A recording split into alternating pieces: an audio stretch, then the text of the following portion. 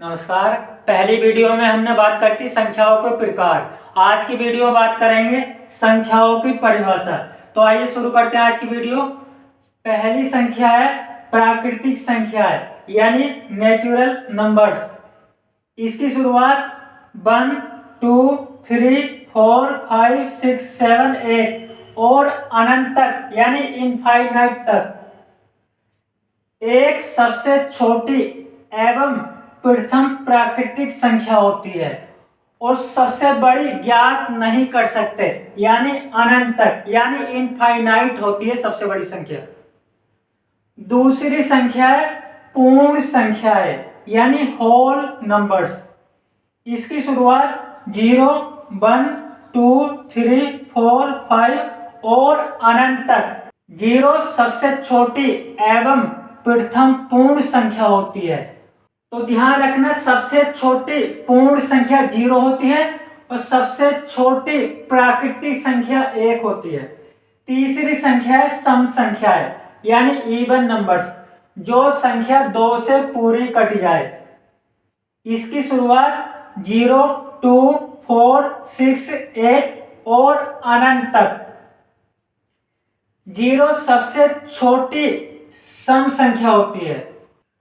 चौथी संख्या विषम संख्या है यानी ऑड नंबर्स, जो संख्या 2 से पूरी ना कटे।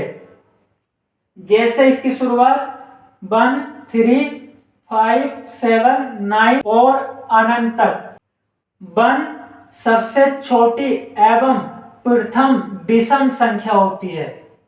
अब पांचवी संख्या भाज्य या संयुक्त या यौगिक संख्या है यानी कंपोजिट नंबर्स। भाज्य संख्या खुद या एक या अन्य संख्या से कटेगी यानी 3 या 3 से अधिक गुणनखंड फैक्टर होते हैं। 3 या 3 से अधिक फैक्टर का मतलब 1, 2 और अन्य तीसरी संख्या से कटेगी। तीसरी में 1 भी हो सकती है, दूसरी भी हो सकती है, तीसरी भी संख्या भी हो सकती है। इसका मतलब कम से कम 3 फैक्टर, 1, 2, 3, कम से कम 3 फैक्टर होते हैं और 3 से ज्यादा भी हो सकते हैं, क्योंकि अन्य संख्या में कम से कम एक संख्या तो आएगी, 1 से ज्यादा भी आएगी, 2 भी आ सकती है, 3 भी आ सकती है, 4 भी आ सकती है। भाज्य संख्या की शुरुआत 4, 6, 8, 9, 10, 12 और अनंत तक 4 सबसे छोटी एवं प्रथम भाज्य संख्या होती है। अब इन भाज्य संख्या में फैक्टर की बात करते हैं। जैसे मैंने बताया था 3 या 3 से अधिक गुणनखंड फैक्टर होते हैं भाज्य संख्या के। तो 4 में कितने फैक्टर, कितने गुणनखंड होते हैं? तो 4 से कटेगी, 1 से कटेगी और तीसरी संख्या से किससे कटेगी? 2 से कटेगी। इसका मतलब 4 के 3 फैक्टर, 3 गुणनखंड हुए, 1, 2, 3। ऐसे ही 6 से कटेगी, 1 से कटेगी और अन्य संख्या में 2 संख्या है, 2 से कटेगी और 3 से कटेगी। तो 6 के 4 फैक्टर, 4 गुणनखंड हुए, 1, 2, 3, 4। ऐसे ही आप 8 को चेक कर सकते हैं। तो कुल मिलाकर आपको भाज्य संख्या का पता करना है, तो आप बस इतना ध्यान रखना, खुद से कटेगी, 1 से कटेगी और अन्य संख्या से भी कटेगी। अन्य संख्या में एक संख्या भी हो सकती है, 2 भी हो सकती है, 3 भी हो सकती है। तो इसका मतलब 3 या 3 से अधिक गुणनखंड फैक्टर होते हैं। अब छठी संख्या अभाज्य या रूट संख्या है यानी प्राइम नंबर्स। अभाज्य संख्या केवल खुद या 1 से कटेगी यानी केवल 2 गुणनखंड, 2 फैक्टर होते हैं अभाज्य संख्या में। क्योंकि अभाज्य संख्या केवल 2 संख्या से कटेगी, तो 2 ही फैक्टर, 2 ही गुणनखंड होते हैं अभाज्य संख्या में। अभाज्य संख्या की शुरुआत 2, 3, 5, 7, 11, 13, 17, 19 और अनंत तक और 2 एकमात्र सम अभाज्य संख्या होती है। यानी सभी अभाज्य संख्या में एकमात्र सम संख्या 2 है। 2 के अलावा आपको कोई भी सम अभाज्य संख्या नहीं दिखाई देगी और 2 सबसे छोटी एवं प्रथम अभाज्य संख्या भी होती है और 1 से 50 तक की संख्या में 15 अभाज्य संख्या होती है और 1 से 100 तक की संख्या में 25 अभाज्य संख्या होती है। इस बात को ध्यान रखना, ये यूपी टेट में पूछा गया है और नोट करके लिखा मैंने। एक ना तो अभाज्य संख्या और न भाज्य संख्या होती है, क्योंकि एक के केवल एक गुणनखंड होते हैं, एक फैक्टर होते हैं, एक से कटेगी, इसके अलावा किसी से नहीं कटेगी। भाज्य और अभाज्य संख्याओं के बीच का जो अंतर होता है बेसिक, उसके बारे में पता होना चाहिए। भाज्य संख्याएं कम से कम 3 संख्या से कटेगी, जितनी संख्या से कटेगी भाज्य संख्या उतने ही फैक्टर हो जाएंगे, उतने ही गुणनखंड हो जाएंगे और अभाज्य संख्याएं 2 ही संख्या से कटेगी और 2 ही फैक्टर होते हैं। परमानेंट फिक्स है, 2 ही संख्या से कटेगी, 2 ही फैक्टर होते हैं अभाज्य संख्या में, इस बात का ध्यान रखना। अब 7वीं संख्या जुड़वा अभाज्य संख्या है, यानी ट्विन प्राइम नंबर जोड़े में होंगी। 2 अभाज्य संख्या का अंतर 2 होता है, या दूसरे तरह से समझो 2 लगातार अभाज्य संख्या होंगी। 3, 5 दोनों में 2 का अंतर है और दोनों लगातार है। 5, 7 दोनों में 2 का अंतर है और दोनों लगातार है। 3, 5 ये भी जोड़े में, 5, 7 ये भी जोड़े में, तो ये जोड़े के रूप में होती है, जुड़वा अभाज्य संख्या है। ऐसी अनंत संख्याएं हो सकती हैं। अब 8वीं संख्या सह अभाज्य संख्या है, यानी को प्राइम नंबर्स, ये भी जोड़े में होंगी। 2 अभाज्य संख्या का मैसे यानी HCF 1 होता है, जैसे 2, 3 का मैसे यानी HCF 1 होता है और 3, 5 का HCF यानी मैसे 1 होगा और 5, 7 इन दोनों का भी मैसे यानी HCF 1 होता है। और सभी जुड़वा अभाज्य संख्याएं सह अभाज्य संख्याएं होती है, यानी देखो 3, 5, 5, 7, यहाँ भी मैंने 3, 5, 5, 7, ये सभी की सभी जुड़वा अभाज्य संख्याएं सह अभाज्य संख्याएं होती हैं। और 9वीं संख्या आपेक्षिक अभाज्य संख्या या सापेक्षिक अभाज्य संख्या, रिलेटिव प्राइम नंबर, ये भी जोड़े में होंगे।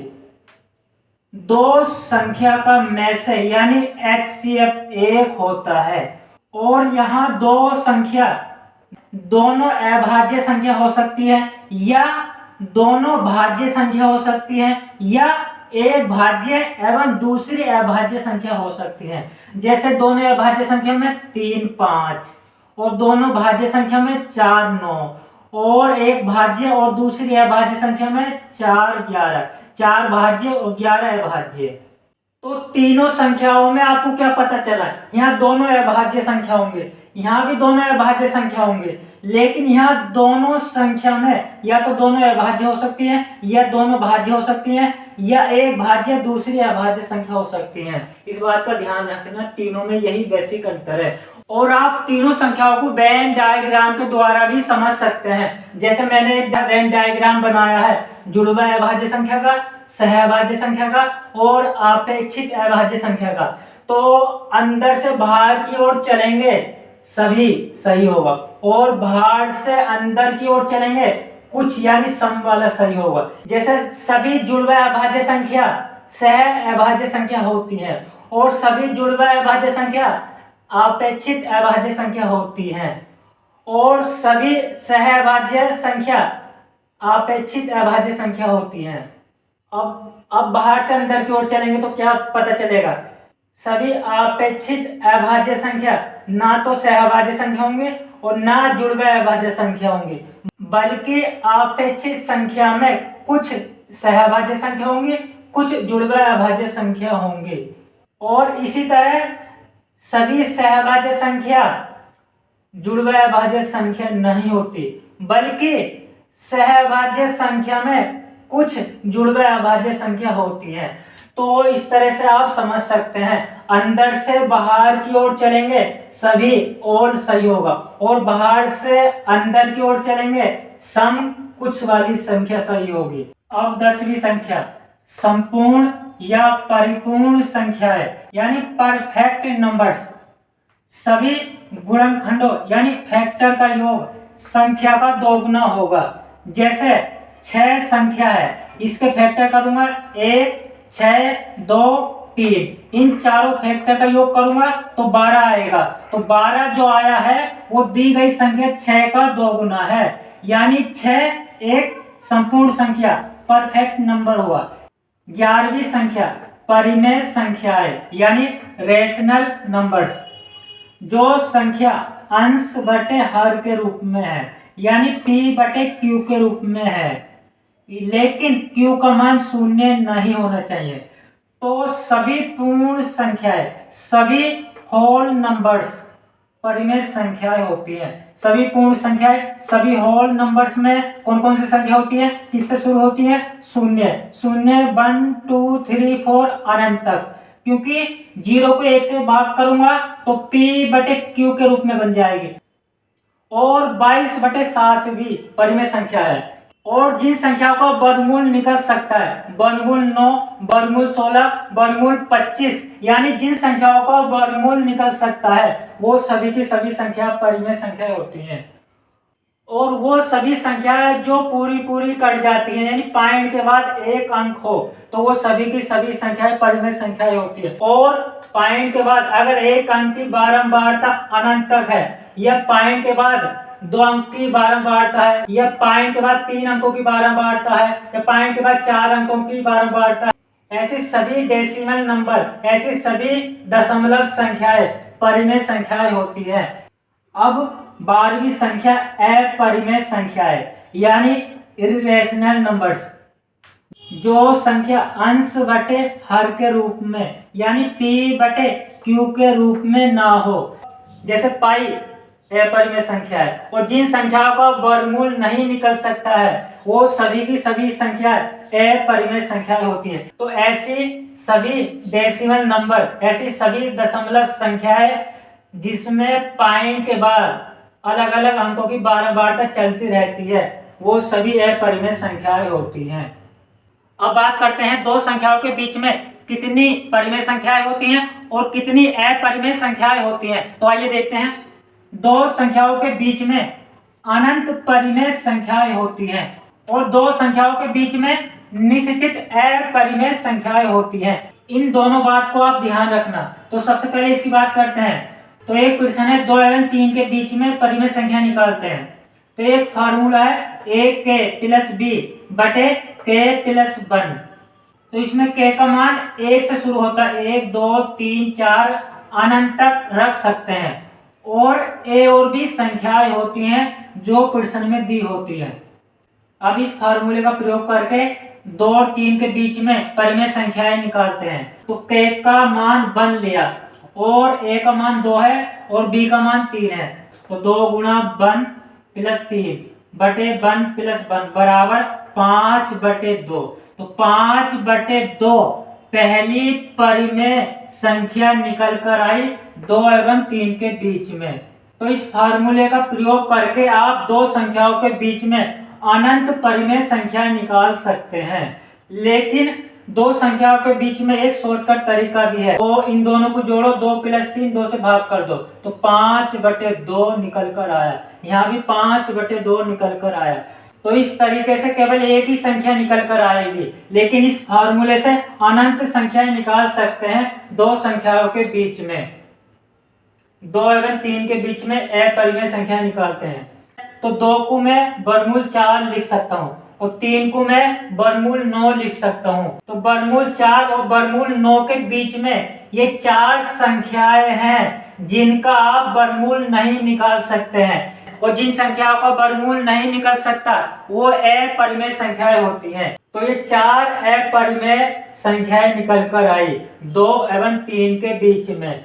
तो इस तरीके से आप दो संख्याओं के बीच में अपरिमेय संख्याएं निकाल सकते हैं। तो आज की वीडियो में मैंने संख्याओं की परिभाषा बताई। पहली वीडियो में मैंने संख्याओं के प्रकार की बनाई थी। अगर आपने मेरी पहली वीडियो नहीं देखी तो पहली वीडियो देखना संख्याओं के प्रकार की, तब दूसरी वीडियो देखना संख्याओं की परिभाषा पर। तो अगर आपने दोनों वीडियो देख ली तो मैं मानता हूं आपका पूरा कंसेप्ट संख्या का कंप्लीट हो जाएगा। तो मिलते हैं अगली वीडियो में। नमस्कार, धन्यवाद।